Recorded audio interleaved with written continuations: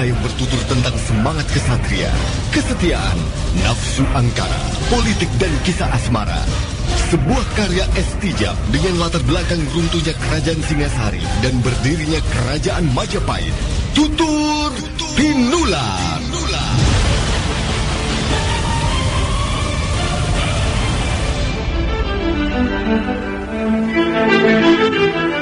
Naskah ditulis dan diolah oleh Estijab, hiasan musik dan sutradara C. Ispriyonoka. Kali ini mengetengahkan episode ke-24 dengan judul Mendung Bergulung di Atas Majapahit.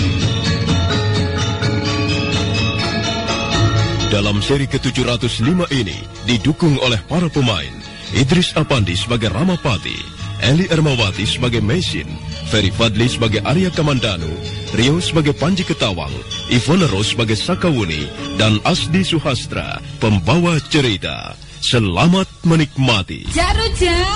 Rujak cingure, Mas. Rujak, Bu. Oh iya. Mau yang pedas? Apa yang pedas? Atau yang pedas? Loh, kok pedas semua? Namanya rujak ya harus pedas. Oh, iya. Pedas kan panas. Nah, panas itu mantap. Kayak balsem aja, Bu. Lah ya itu. Kalau nyari balsem harus yang panas. Balsemnya apa? Ya balpirik merah toh. Panasnya mantap. Balpirik merah segera menghilangkan masuk angin, memulihkan nyeri otot dan pegal-pegal. Balpirik merah juga cocok untuk encok dan rematik. Gimana rujak, Mas? Wah, enak. Waduh, panas. Kayak balpirik merah. Mantep. Itu baru rujak loh, Mas. Balpirik merah, gosok terus, panas terus. Panas terus. Balpirik ekstra kuat. Balpirik merah, pancen oke.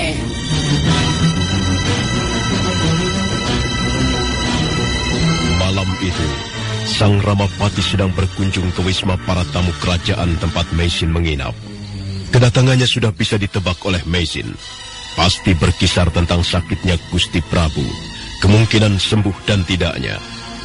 Sementara Mesin sejak kejadian dituangnya racun pada ramuan obat, mulai bersikap waspada terhadap siapapun yang ada di dekatnya. Dia sadar bahwa musuhnya tak kelihatan, tapi ada. Dan pengalaman itu dijadikannya pegangan. Mungkin Nyai Paricara akan bosan dengan pertanyaan yang dari itu ke itu juga. Tapi pertanyaanku berdasarkan kenyataan bahwa jika Gusti Prabu tidak bisa tertolong lagi, maka akan bergabunglah Majapahit yang besar ini. Saya telah berulang kali jelaskan bahwa saya tidak berani memberi kepastian tentang kemungkinan sembuh tidaknya Gusti Prabu. Saya hanya berusaha dan mencoba lewat pertolongan pengobatan. Sedang masalah kesembuhan menjadi wewenang yang di atas, yaitu Sang Hyang Widiwasa. Saya tidak ingin mendahului kehendak yang Maha Kuasa. Jadi jelasnya Nyai Paricara memang tidak mau dan tidak bisa memberikan keterangan yang pasti tentang kemungkinan sembuh dan tidaknya sakit Gusti Prabu. Iya, saya bukan tidak mau dan tidak bisa, tapi tidak berhak. Yang berhak adalah para dewa. Baiklah, baik, tidak apa-apa. Tapi dengan segala kerendahan hati aku mohon, sudilah Nyai mengusahakan secara lebih sungguh-sungguh agar Gusti Prabu dapat sembuh. Karena hanya beliaulah yang mampu memimpin Majapahit ini. Sampai sekarang kepemimpinan beliau belum ada duanya. Belum ada yang mampu menyamainya. Majapahit masih memerlukan Gusti Prabu Sang Rama Wijaya. Rakyat Majapahit cinta akan kepemimpinan beliau. Begitu juga aku, Nyai. Aku akan sangat kehilangan sekali apabila beliau sampai tidak tertolong.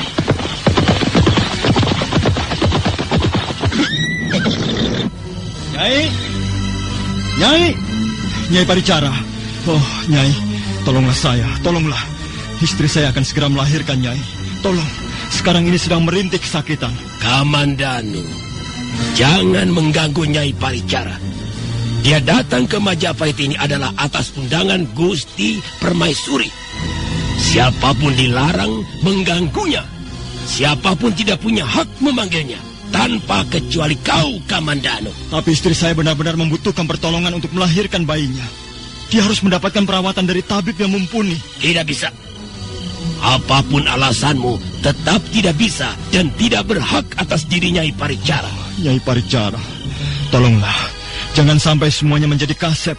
Tolong Nyai, selamatkanlah istri saya juga anak saya yang akan dilahirkannya. Kamandanu, apakah kau bermaksud meremehkan Gusti Permaisuri yang jauh-jauh mengundang Nyai Paricara untuk merawat dan mengobati Gusti Prabu? Kamandanu, cari saja dukun beranak. Malam-malam begini, kemana saya harus mencari dukun itu? Sedang istri saya butuh pertolongan secepatnya. Itu urusanmu, urusan pribadimu. Ingat Kamandanu, jangan sampai Gusti Permaisuri murka karena tamu undangannya kau ganggu hanya untuk kepentingan pribadimu. Saya tidak bermaksud mengganggunya. Saya hanya sekedar minta tolong. Ini penting. Karena menyangkut masalah nyawa. Nyawa istriku dan juga nyawa anakku. 2 nyawa itu harus diselamatkan. Tolonglah, Nyai. Kau masih saja ngeyel, Kamandanu. Oh, sudahlah, sudah. Tak perlu berdebat tentang hak wewenang maupun kekuasaan. Saya menilai Gusti Prabu Sanggramawijaya untuk sementara ini tidak terlalu mengkhawatirkan keadaannya. Terlebih setelah saya berikan pijatan, borehan ke seluruh tubuhnya, dan memberi minum ramuan obat yang saya buat secara khusus. Saya berani jamin, Gusti Prabu untuk sementara ini tidak akan mengalami gangguan apa-apa. Akan halnya dengan Tuan Kamandanu. Sekarang ini, istrinya sedang menantikan saat-saat melahirkan bayinya. Saat-saat antara hidup dan mati. Jelas ini harus dibantu. Dan memang menjadi kewajiban saya untuk menolong siapa saja yang membutuhkan. Dan ini tidak bisa ditunda-tunda. Harus diberikan pertolongan secepatnya. Baik, berangkatlah. Pergilah. Kalian yang akan bertanggung jawab.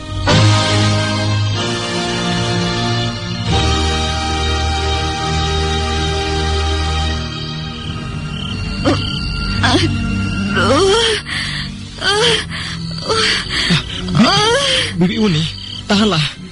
Sebentar lagi pasti Paman Kamandanu datang bersama Nyai Paricara. Anji, mengapa pamanmu lama sekali? Oh, Bibi tidak tahan lagi. Tahanlah, Bibi, tahan. Nyi sebelah. Ayo, bantu aku. Iya, Den. Iya. Bantu apa, Den? Bantu memijit. Bantu apa saja. Ayo cepat. Iya, Den. Yang mana yang dipijit, Den? Yang mana saja. Itu tuh. Kaki sebelah kiri. Iya, Den. Yang sebelah lagi. Iya. Terus. Iya. Begitu. Tenanglah, Bi. Tenanglah, Bi. Tenanglah, Bi. Tenang, Bi Uni.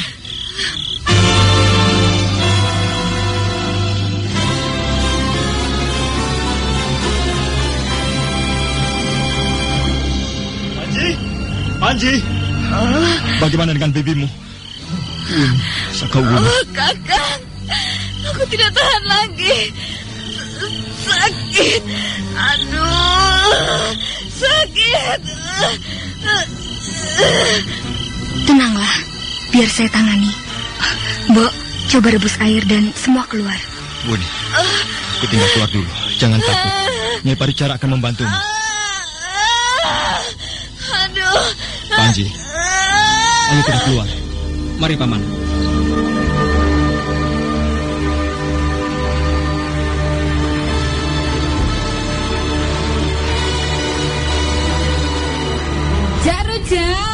Rujak cingure, Mas. Rujak, Bu. Oh iya. Mau yang pedas? Apa yang pedas? Atau yang pedas? Loh, kok pedas semua? Namanya rujak ya harus pedas. Pedas kan panas. Nah, panas itu mantap. Kayak balsem aja, Bu. Lah ya itu. Kalau nyari balsem harus yang panas. Balsemnya apa? Ya balpirik merah toh. Panasnya mantap. Bal pirik merah segera menghilangkan masuk angin, memulihkan nyeri otot dan pegal-pegal. Bal pirik merah juga cocok untuk encok dan rematik. Gimana rujaknya, Mas? Wah, enak. Waduh, panas. Kayak bal pirik merah. Mantep.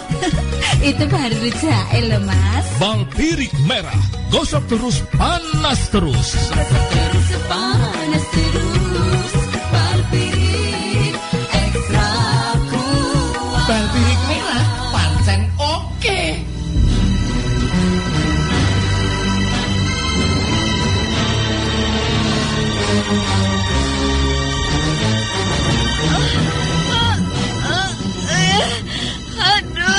Tenanglah, jangan takut. Ayo, teruslah. Pasti bisa. Pasti. Jangan ragu-ragu. Terus.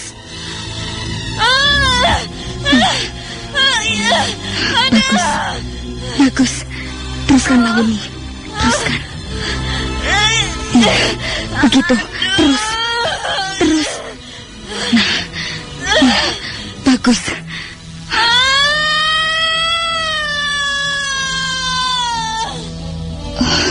Jangan takut. Sedikit lagi. Terus. Kebahagiaan seorang wanita adalah saat-saat dia akan menjadi seorang ibu. Nah, bagus. Terus.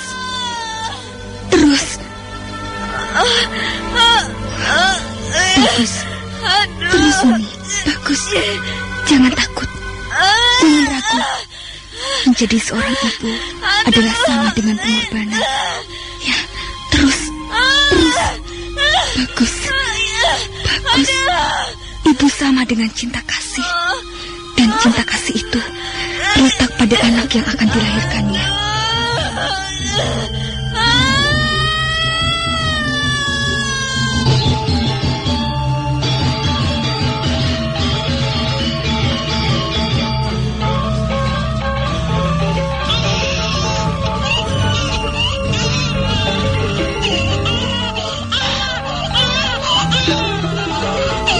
Dan lahirlah putra Arya Kamandanu dari rahim seorang ibu, Sakawuni. Tangisnya melengking memecah gelapnya malam. Bulan purnama turut menyaksikan kelahiran putra Arya Kamandanu. Jengkrik sesaat menghentikan celotehnya, seolah memberi hormat pada kedatangan manusia baru ke dunia. Sementara Arya Kamandanu yang sedari tadi menunggui di depan pintu bilik, menarik nafas lega. Panji langsung memeluk pamannya. Paman, Bibi Sakawuni melahirkan bayinya, Paman. Aku ingin segera melihatnya. Aku telah menjadi ayah. Panji, Paman sudah punya anak. Paman punya anak. Anakku. Paman, kapan kita boleh masuk dan melihatnya? Entahlah, Paman juga sudah tidak sabar, Panji. Mengapa Mesin nama betul? Mesin? Siapa dia, Paman? Tidak, bukan siapa-siapa. Mengapa Nyai Paricara lama betul? Sudahlah, Paman. Kita langsung masuk saja. Tidak, Panji. Kita harus menunggu perintah dari Nyai Paricara. Kalau sudah boleh masuk, tentu dia akan menyuruh kita masuk. Aduh, tapi kok lama betul? Ada apa ya? Kau bicara apa, Panji? Kenapa lama begini, Paman? Ada apa sebenarnya? Oh, tidak. Jangan ada apa-apa di dalam sana. Gusti Kamandanu, ini air panasnya. Tadi tabib itu minta saya merebus air. Siapa yang menyuruh? Sebelum Gusti Putri melahirkan, tabib itu menyuruh saya merebus air. Bawalah masuk. Mungkin di dalam membutuhkan air hangat. Lekaslah Nyi Seblak. Hamba, Gusti. Seblak, pembantu itu lalu masuk bilik dengan membawa air panas yang diminta oleh Mesin. Perlahan-lahan pembantu itu mendekatinya. Tangis bayi masih melengking dengan nyaringnya. Bayi itu laki-laki. Mesin menimang dan membersihkan bayi itu. Sementara Sakawuni tergolek lemah. Wajah Mesin berkerut. Seperti ada sesuatu yang aneh dan ganjil pada bayi yang baru saja lahir di tangannya. Bayi ini sehat. Tangisnya keras dan gerakannya kuat. Tapi mengapa? Nyai tabib, ini air panasnya. Oh, Kakang Kamandanu. Bayimu ini. Bayimu, Kakang. Nyai tabib, ini air panas yang Nyai tabib minta. Iya. Terima kasih, Mbok. Nyai Paricara, bagaimana keadaannya? Bagaimana, Nyai?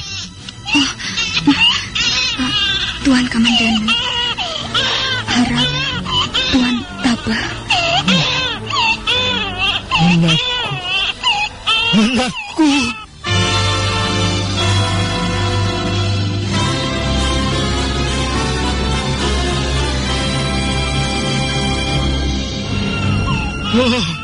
Anakku. Mengapa seperti ini? Mengapa kau jadi seperti ini, anakku? Panji terkejut. Sebelum terkejut, Kamandanu menangis, meraung melihat kenyataan yang terjadi pada diri putranya yang baru saja hadir di dunia. Bayi itu sehat, tangisnya keras, tapi seluruh tubuhnya penuh dengan noda hitam. Kulitnya totol-totol hitam seperti sisik ular naga. Dewata aku. Inikah anakku? Tuan Kamandanu, para dewa selalu memberi yang terbaik pada hambanya. Hendaknya Tuan tabah dengan kenyataan ini. Anakku, apakah dosa ayahmu? Ya kau lahir dengan keadaan seperti ini. Tubuhmu dipenuhi noda hitam. Kulitmu bersisik seperti naga. Sudahlah, Tuan. Kiranya kita tidak perlu menyesali apa yang telah kita terima. Sang Hyang Widiwasa tidak pernah pilih-pilih pada hambanya. Apa yang diberikannya, itulah yang terbaik buat kita. Tuan, mohon keluar sebentar. Saya akan memotong ari-ari putra Tuan. Setelah itu, saya akan memberi perawatan pada istri Tuan yang pingsan. Arya Kamandanu mengajak Panji Ketawang keluar dari bilik. Hatinya pedih dan bertanya-tanya tentang peristiwa itu. Dia melangkah lunglai menuju ruang pendopo. Di sana dia duduk termenung. Panji Ketawang diam tak berani mengucapkan apa-apa melihat pamannya seperti itu. Malam semakin larut dan perlahan-lahan merangkak ke tepi dini hari. Bulan purnama tenggelam oleh awan hitam.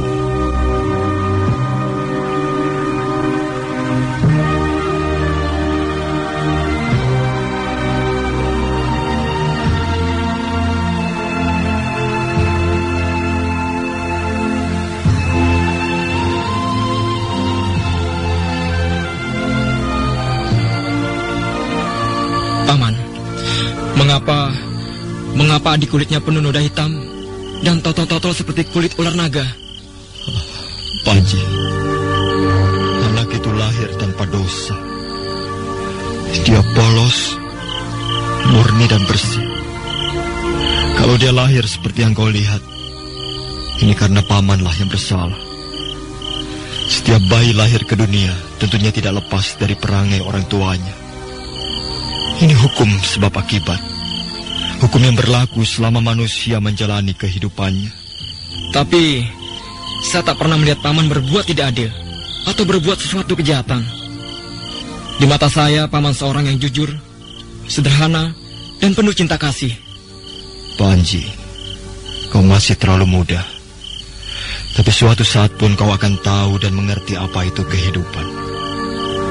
Ya, kita memang tidak pernah tahu akan kemana dan di mana. Kita adalah pertanyaan-pertanyaan yang timbul, sedang jawaban tak pernah akan kita mengerti. Hukum alam dari sebab akibat itulah jawaban yang timbul karena hidup kita yang penuh pertanyaan. Tuan Kamandanu, istri Tuan telah sadar dari pingsannya. Baru saja saya beri ramuan obat penenang saraf. Dia sekarang sedang istirahat tidur. Terima kasih, Nyai. Bersyukurlah saya karena Nyai mau menolong istri dan bayi saya. Tuan tidak perlu risau dengan keadaan bayi itu. Setiap bayi tidak ada bedanya yang satu dengan yang lain. Bayi Tuan sehat dan kuat. Jangan merisaukan yang tidak-tidak. Ingatlah Tuan Kamandanu, semua bayi sama, yaitu titipan dari Yang Maha Kuasa. Jika kita dititipi, tentu kita akan merawatnya sebaik mungkin. Kita tidak akan mengabaikan kepercayaan Yang Maha Kuasa dengan titipannya itu. Saya tahu Tuan terpukul oleh kenyataan ini, tapi hendaknya itu diterima dengan lapang dada. Yang perlu diingat sekali lagi, bayi itu adalah titipan Yang Maha Kuasa. Bayi itu adalah miliknya. Manusia hanya diberi wewenang merawatnya, mengasuhnya, hingga dia kelak dewasa dan menjadi orang yang berguna. Terima kasih, Nyai. Saya sadari semua itu. Berhati-hatilah menjaga bayi itu, juga ibunya. Dia perlu istirahat yang cukup. Baik, Nyai. Tentang ibunya, jangan ditinggal-tinggal dulu. Terima kasih, Nyai. Saya akan menjaganya betul-betul. Baiklah, saya mohon pamit. Kalau ada sesuatu yang mendesak, cepat panggil saya kembali. Terima kasih. Meisin melangkah keluar diiringi Kamandanu sampai di beranda depan. Setelah itu Meisin naik kereta kuda yang sudah menunggunya. Wali Kadep mengucapkan salam hormat pada Arya Kamandanu, lalu menghela kudanya menembus kegelapan malam.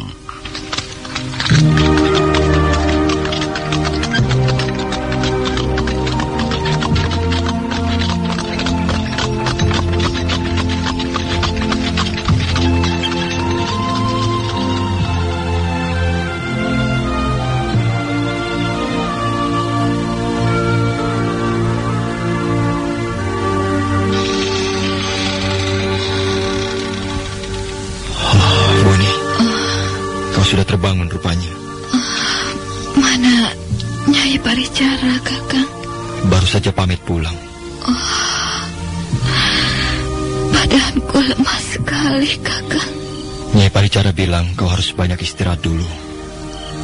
Buni, kau sekarang boleh bangga dan lega. Bukankah sekarang kau sudah menjadi ibu? Iya, aku bangga dan lega karena dapat memberimu anak, Kakang. Kakang,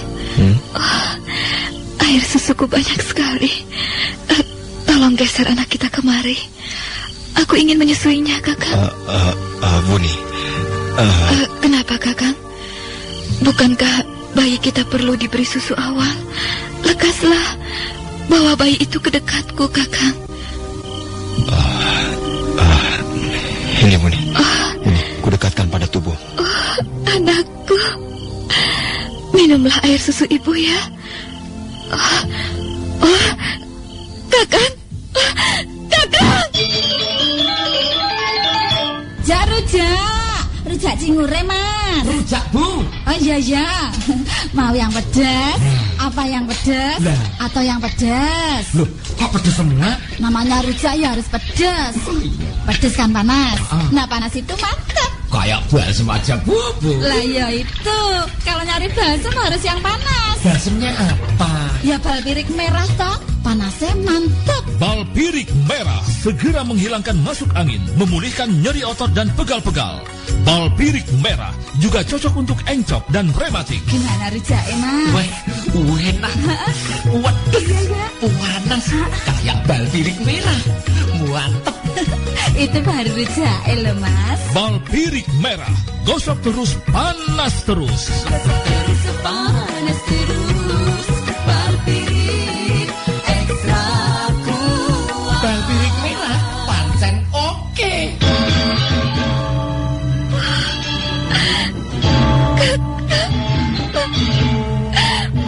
Mengapa begini? Mengapa begini jadinya anak kita?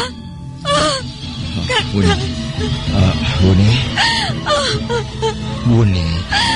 Para dewa, mengapa kau turunkan musibah ini pada kami?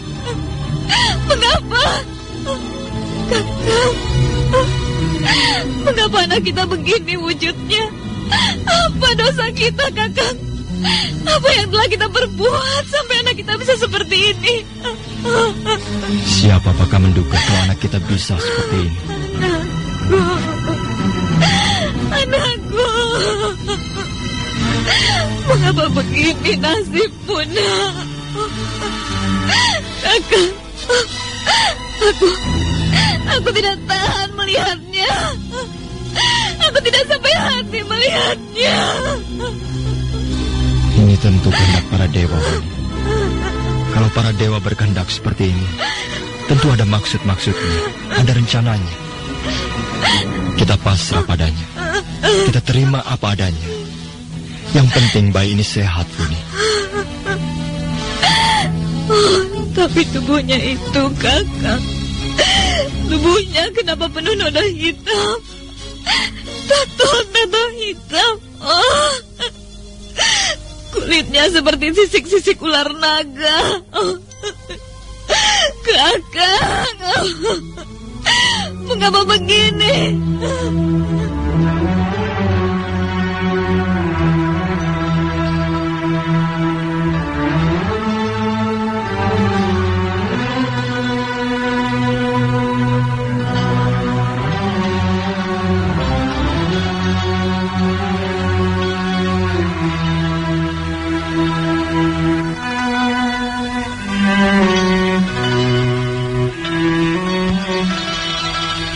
Sakawuni menangis terseduh, hatinya sedih dan pilu menyaksikan keadaan wujud putranya. Dia merasa gagal memberikan anak yang baik, bagus rupa dan menyenangkan. Betapapun hati seorang ibu akan menangis dan merintih bila melihat bayi yang sudah ditunggunya sekian lama ternyata lahir dalam keadaan di luar dugaan.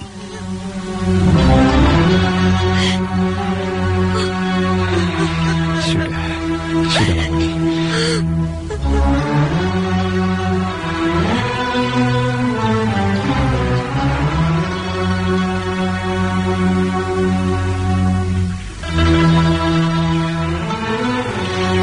Akhirnya, tak ada pilihan lain. Sakawuni pasrah dan mau menerima kenyataan yang menimpa diri bayinya. Dia membelai kepala anaknya dengan penuh kasih sayang. Dia menimang-nimang putranya dengan kelembutan seorang ibu. Sebab bagaimanapun juga, itu adalah bayinya, anak yang lahir karena cinta kasih.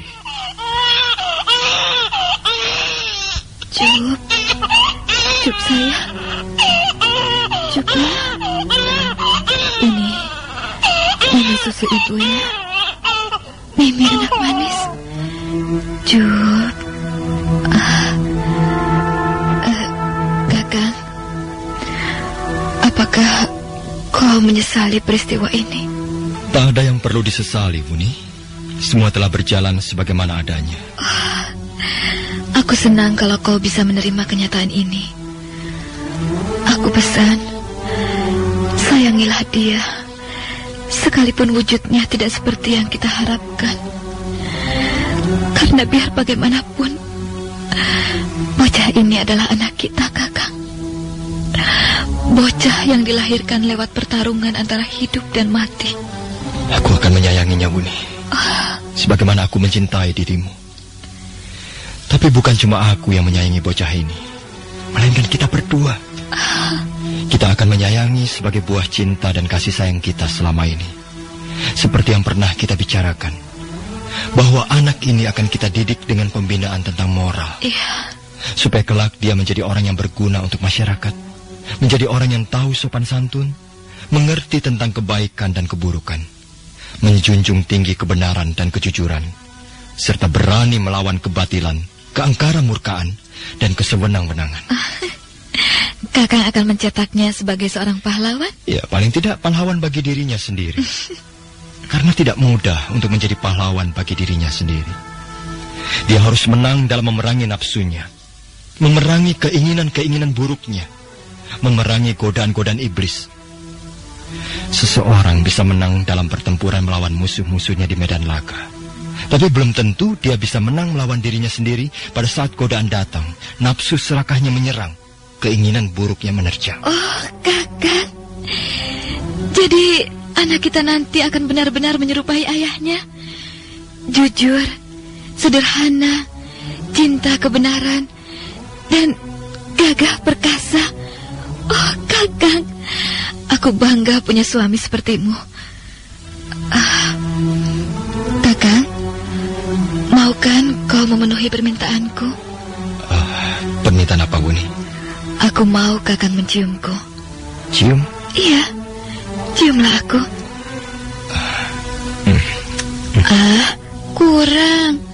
Kurang hangat, Kakang. Lagi ah. Oh, Kakang, aku bahagia sekali. Peluk aku, Kakang. Peluk aku, dan jangan lepaskan. Wuni. Lebih erat lagi, Kakang. Ciumlah dengan hangat. Peluklah erat-erat. Oh, Kakang. Wuni, tiba-tiba hatiku menjadi tergetar. Ada apa dengan dirimu, Wuni? Mengapa kau aneh seperti ini? Wuni, aku jadi tak mengerti mengapa kau aneh seperti ini.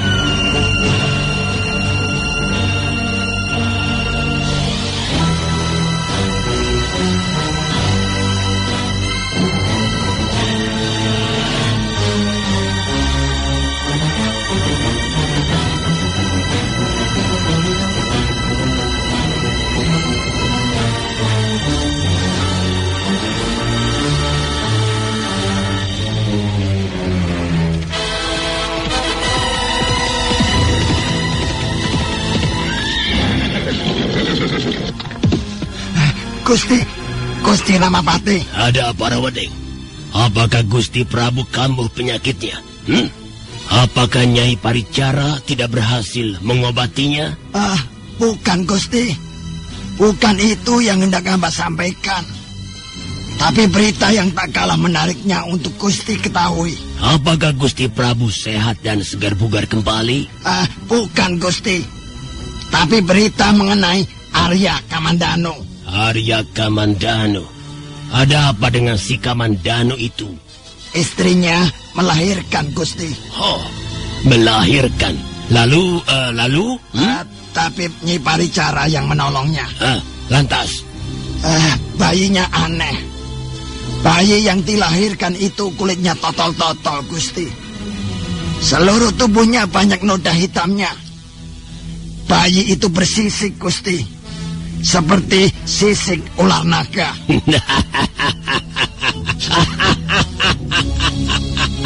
Aku bilang apa? Aku bilang apa? Kamandanu itu orangnya busuk dan jahat.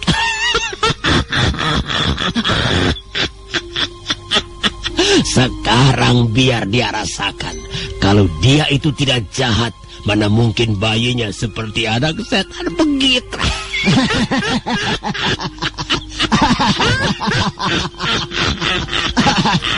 Benar, Gusti.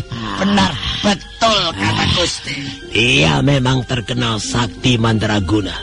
Pendekar besar yang pilih tanding, tapi hatinya busuk. Orangnya jahat. Kalau dia orang benar dan jujur, mustahil anaknya bisa penuh dengan totol-totol hitam begitu.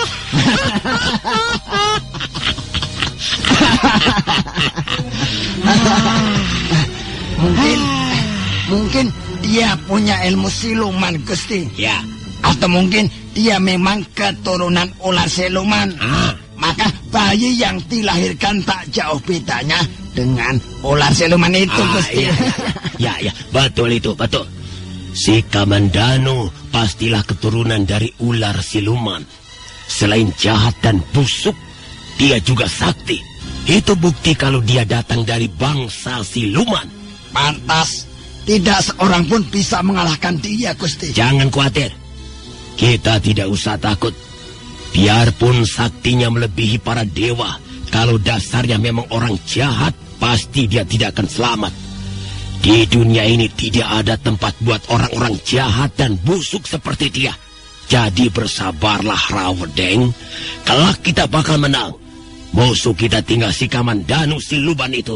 Sedang Patinambi itu tidak ada apa-apanya, Sipil.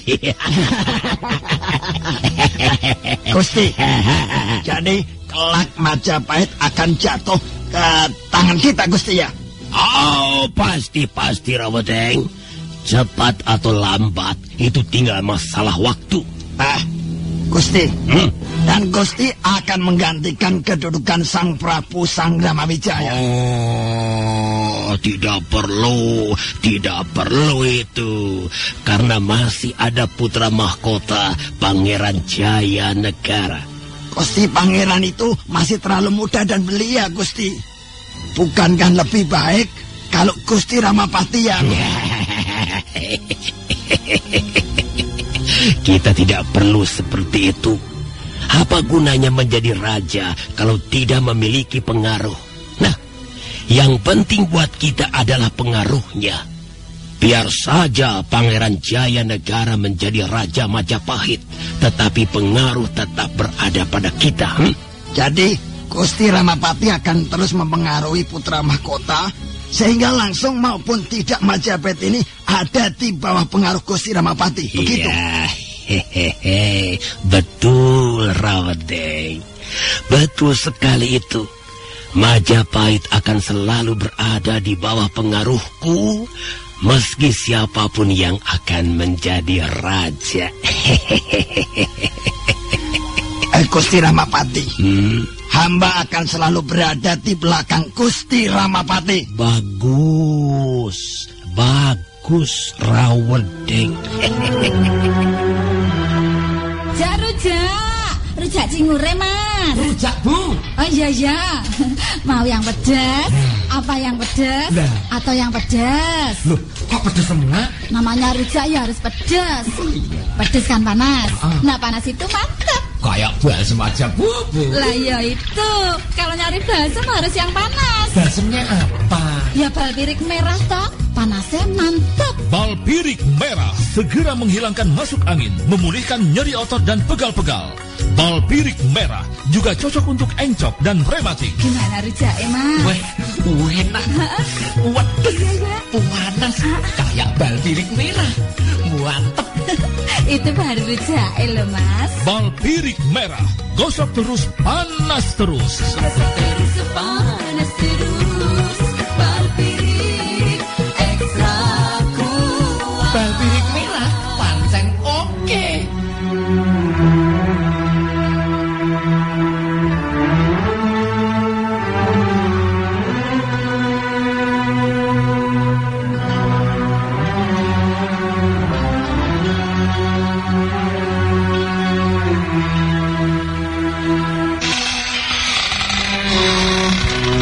Wuni? Kau tidak apa-apa bukan? Kakang dari mana? Aku ke istana sebentar untuk melihat keadaan Gusti Prabu. Beliau masih tertolong oleh ramuan obat dari Nyai Paricara. Setelah itu aku buru-buru pulang karena khawatir terjadi apa-apa atas dirimu. Jangan pergi-pergi terlalu lama, Kakang. Tidak, Wuni. Aku selalu membagi waktuku dengan secermat mungkin. Bukankah sekarang ini aku sudah menjadi ayah? Selain itu aku tidak bisa meninggalkanmu lama-lama. Iya, badanku masih lemah, Kakang. Sebab itu jangan banyak bergerak dulu, ya? Bagaimana? Apakah ramuan obat dari Nyai Paricara telah kau minum? Sudah, Kakang. Aku baru saja minumnya di Tolong Panji. Bagus. Wuni? Wuni? Ada apa, Kakang? Kau mengalirkan darah lagi. Darahmu mengalir lagi, Wuni. Sudahlah. Biarkan saja. Biar saja? Mana mungkin bisa begitu? Lihat di betis kakimu ini. Darah itu mengalir lewat betismu, Wuni. Bagaimana ini? Bagaimana?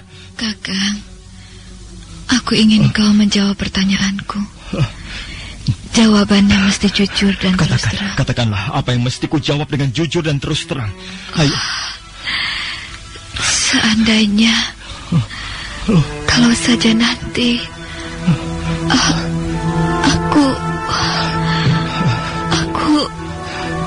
Tidak ada lagi. Wuni, kau... Jangan potong dulu kata-kataku, Kakang. Baiklah, baik. Kalau saja nanti aku pergi mendahuluimu, Kakang.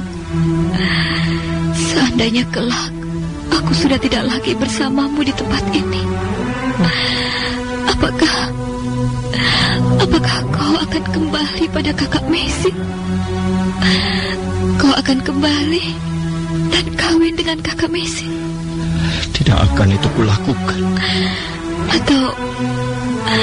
Atau mungkin Kakang akan mencari gadis lain yang lebih muda, cantik dan menggairahkan. Sekali-sekali aku tidak akan melakukannya. Memikirkannya pun aku tidak pernah, Wuni. Oh, benarkah apa yang kau katakan itu? Tidak ada kebohongan sedikit pun? Benar. Jujur? Sejujur-jujurnya? Dengan sejujurnya ku katakan ini, Wuni. Oh, kau sudah terus terang padaku. Paling tidak berterus terang pada hati kecilmu sendiri, Kakak. Wuni, mengapa kau masih sangsi saja atas apa yang pernah kukatakan padamu? Tenanglah, Kakang. Mengapa kau menjawab dengan agak keras begitu? Soalnya kau... Aku tidak sangsi, Kakang. Aku hanya ingin kau menjawab dengan jujur, terus terang, dan apa adanya. Oh, Wuni, mengapa selalu saja kau lontarkan pertanyaan itu? Mengapa, Kakang? Baiklah, Wuni. Aku akan terus terang dan jujur bicara padamu. Bukankah itu yang aku kehendaki? Tahukah kau, dalam hidupku ini, aku hanya mengawini dua wanita. Pertama, memang Meisin. Kedua adalah kau. Hanya itu, tidak ada lagi, Wuni. Hanya kaulah istriku. Tidak akan ada wanita ketiga yang akan kukawini. Benarkah itu, Kakang? Tidak akan ada lagi wanita lain yang akan kau kawini, yang kelak akan kau jadikan istri? Hanya dua wanita dalam hidupku. Tidak akan ada lagi. Kalau nanti aku pergi, kalau nanti aku mati, kau akan hidup sendiri. Wuni!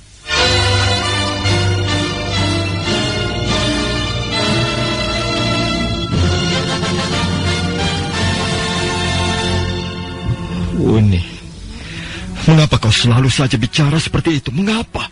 Aku hanya ingin tahu, Kakang. Juga seandainya benar aku tidak bisa bertahan lama lagi, maka aku akan merasa lega dan plong meninggalkan dunia ini. Oh, Wuni. Rawatlah anak kita sebaik-baiknya, Kakang.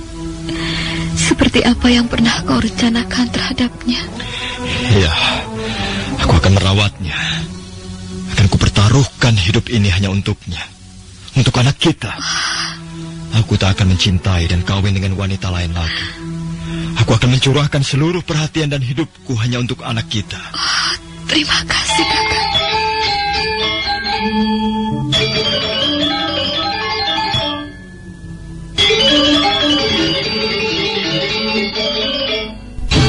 Nah, saudara pendengar, bagaimana